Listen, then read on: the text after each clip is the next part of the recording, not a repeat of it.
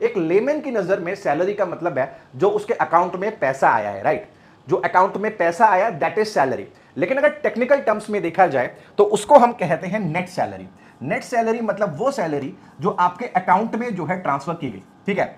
अब आप जानते हैं कि जब कोई भी सैलरी किसी के अकाउंट में ट्रांसफर की जाती है तो उससे पहले कुछ डिडक्शंस भी होते हैं, और उन डिडक्शंस को करने के बाद जो अमाउंट बचता है वो नेट सैलरी कहलाता है। लेकिन नेट सैलरी से पहले का जो अमाउंट है जिसमें कोई भी डिडक्शन नहीं किया गया, उस अमाउंट को हम जानते हैं ग्रॉस सैलरी के नाम से। किस नाम से जानते हैं? ग्रॉस सैलरी के नाम से। यह वो अमाउंट है जो हमारा महीने भर का बना हुआ है। लेकिन इसके अलावा एक टर्म और भी है, हमारा ग्रॉस सैलरी हो गया, टैक्स वगैरह डिडक्ट हो गया, जो हाथ में आया वो नेट सैलरी हो गया। लेकिन एक कंपोनेंट और होता है, वो कंपोनेंट है सीटीसी। सीटीसी का मतलब क्या है? Cost to company. मतलब अगर हमें किसी कंपनी ने हायर किया है तो हम उसको कितने के पड़ रहे हैं, वो ओवरऑल खर्चा क्या है जो कंपनी हमारे ऊपर कर रही है, उसको हम सीटीसी बोलते हैं। अक्सर आप चाहे प्राइवेट सेक्टर में जॉब करें या पब्लिक सेक्टर में जॉब करें या बैंकिंग सेक्टर में जॉब करें, तो जो आपको सैलरी बताई जाती है वो अक्सर ये सीटीसी होता है, राइट। इसी बारे में हम थोड़ी सी पड़ताल करने वाले हैं, और पड़ताल करने का सबसे बेहतरीन तरीका है एक ऐसी सैलरी स्लिप ही उठा लेते हैं जो एक न्यू ज्वाइनी है, जिसने अपने पहले महीने की सैलरी रिसीव की है, एज अ प्रोबेशनरी ऑफिसर जो है वो ज्वाइन किया है, तो वो हमें बेहतर आइडिया जो है वो दे पाएगा कि भाई आखिर में ये जो सैलरी हमारे अकाउंट में क्रेडिट होती है वो क्या है। आप देखिए मेरे सामने ये सैलरी स्लिप आपको दिखाई दे रही है। इसमें अगर मैं आपके सामने जाऊं और आपके सामने अगर दिखाऊं कि टोटल सैलरी जो है वो कितनी बन रही है, तो आप पहले तो देखिए ये जो बच्चा है इसकी डेट ऑफ ज्वाइनिंग 1/7/2024 है, यानी 1/7/2024 को उसने ज्वाइन किया है, और ये जुलाई की ही सैलरी स्लिप है। तो यानी फर्स्ट मंथ का जो है कहीं ना कहीं उसका ये सैलरी आया हुआ है। अगर आप यहां टोटल में जाएंगे तो टोटल आप देखेंगे तो पाएंगे कि लगभग 91,791 रुपीज जो है ये टोटल अमाउंट लिखा हुआ है, ठीक है। इस टोटल अमाउंट को हम ग्रॉस सैलरी जो है वो बोल सकते हैं। लगभग 91,791 रुपए जो है ये सैलरी है। अब सवाल यह है क्या ये सैलरी पूरी की पूरी अकाउंट में आई होगी? तो आंसर है नहीं। आप अगर इधर जाएंगे तो यहां पर कुछ डिडक्शंस हो रखे हैं, जैसे पीएफ का कंट्रीब्यूशन है, प्रोविडेंट फंड हम जिसको बोलते हैं, कुछ टैक्सेस हैं। टैक्सेस को डिडक्ट करने के बाद जो यहां पर इन हैंड सैलरी दिखाई दे रही है, मतलब वो सैलरी जो हमारे अकाउंट में क्रेडिट हो रही है, वो नंबर अगर आप देखेंगे तो लगभग 82,174 रुपए है। लगभग कितना है? 82,174 रुपए। हम ये कह सकते हैं कि जो हमारे अकाउंट में क्रेडिटेड सैलरी है दैट इज समवेयर अराउंड 82,174। अब सवाल यह है कि फिर हम ये क्यों कहते हैं कि भाई 1,00,000 रुपए प्रति महीने की सैलरी जो है एक एसबीआई पीओ को मिल जाती है? उसके पीछे का मैं आपको कारण बताता हूं, लेकिन पहले समझिए, जब भी कोई भी एंटरप्राइज हमें सैलरी देती है तो सैलरी का मतलब ये नहीं है कि एक लमसम अमाउंट उठाकर दे दिया कि भैया इतने पैसे मिलते हैं, लो अपने पैसे।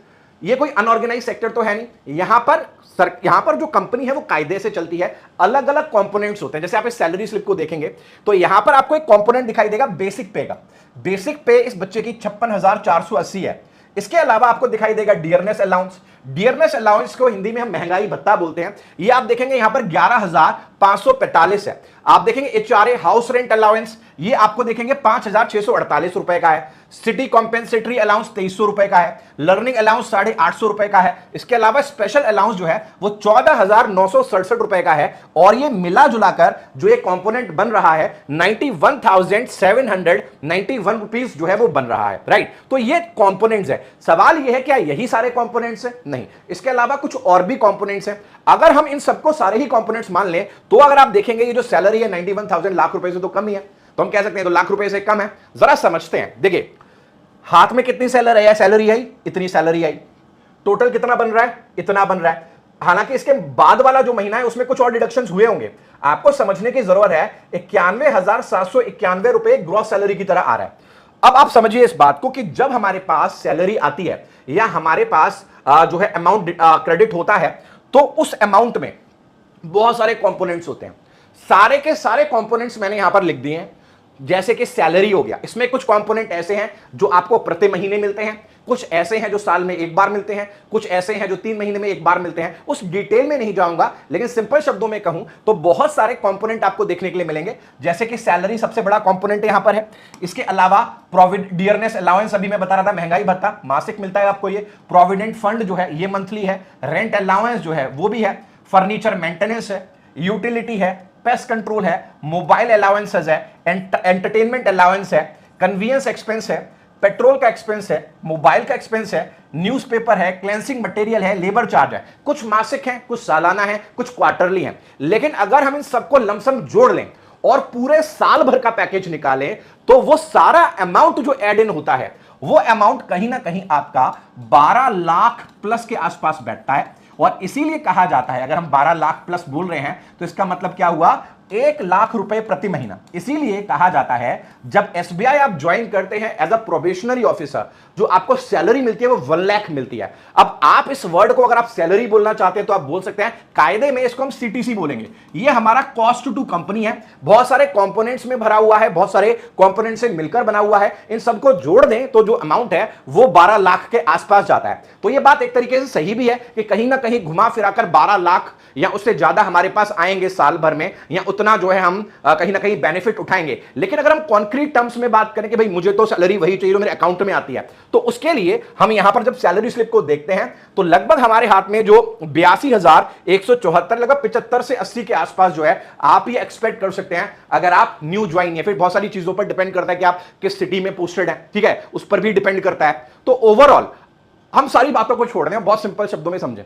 आप एक ग्रेजुएट है, अभी शायद अनएम्प्लॉयड भी है, आप एक ऐसी नौकरी की तैयारी करते हैं जिसको बैंकिंग इंडस्ट्री में सबसे ज्यादा प्राथमिकता मिलती है, सबसे ज्यादा रिस्पेक्ट मिलता है, और वो पर्टिकुलर जॉब आपसे कहती है कि आप एज अ फ्रेशर ज्वाइन करिए, एकदम ताजा ताजा ज्वाइन करिए, हम आपको 80,000 देंगे। 80,000 is not a bad amount, 82,170 even 75,000 rupees. आप प्राइवेट सेक्टर में एक फ्रेशर को, वो भी अगर कोई प्रोफेशनल कोर्स नहीं किया हुआ है, तो 75,000 का पैकेज सोच पाना भी असंभव है। लेकिन हमारा स्टेट बैंक ऑफ इंडिया एक फ्रेशर को उसका कैलिबर देखकर कि फ्यूचर में इसको ट्रेन किया जा सकता है कि ये वो अमाउंट है, उससे ज्यादा की शायद भरपाई हमारे बैंक को करवा पाएगा, आप पर ट्रस्ट करता है और आपको वो सारी सुविधाएं देता है जो आपके लिए जरूरी हैं, जो आपका समाज में रिस्पेक्ट बनाती हैं, जो आपको समाज में अलग खड़ा करती हैं, आपकी लाइफ सुधारती हैं, आपकी फैमिली की लाइफ सुधारती हैं। इनफैक्ट कहा जाता है कि अगर एक सरकारी नौकरी लग जाती है तो हमारी आगे आने वाली जनरेशन जो है उनका भी कहीं ना कहीं लाइवलीहुड जो है वो कहीं ना कहीं सुनिश्चित हो जाता है, कहीं ना कहीं बेहतर हो जाता है। तो मुझे लगता है कि ये जो नंबर है ना, इससे बड़ा मोटिवेशन हो ही नहीं सकता। अगर आप एक ग्रेजुएट हैं, तैयारी कर रहे हैं, तो आप इमेजिन करिए आंख बंद करके एक ऐसी सिचुएशन जहां पर नए नए ताजा ताजा आप लगे हैं, पहली सैलरी आती है और वो सैलरी 80,000 है, 75,000 है। आप इमेजिन करिए, उस खुशी का मुकाबला किया ही नहीं जा सकता। अगर आप अभी टाइम वेस्ट कर रहे हैं, अगर आप कहीं डिस्ट्रैक्टेड हैं, अगर आप कंफ्यूज हैं कि मैं तैयारी तब करूंगा जब वैकेंसी आ जाएगी, तो कहीं ना कहीं जो है आप वो गलत कर रहे हैं। इस बात को समझिए, समय है तैयारी करने का, और इस तैयारी को मैं और बेहतर आप लोगों के लिए बना सकता हूं। YouTube पर अगर आप मुझे फॉलो करते हैं तो सुबह 8 बजे मैं द हिंदू एडिटोरियल के एक बेहतरीन सेशन के साथ आपके सामने आता हूं। पूरा एग्जामिनेशन ओरिएंटेड तरीके से आपको MCQs करवाता हूं, वोकैबुलरी करवाता हूं। मेरा जो सुपर मॉक है जो 11 बजे YouTube पर होता है, वो भी एग्जाम ओरिएंटेड होता है। बहुत सारे बच्चों का प्यार उसको मिलता है और बहुत सारा प्रेज भी मिलता है, द क्वालिटी ऑफ कंटेंट जो हम वहां पर डिलीवर करते हैं।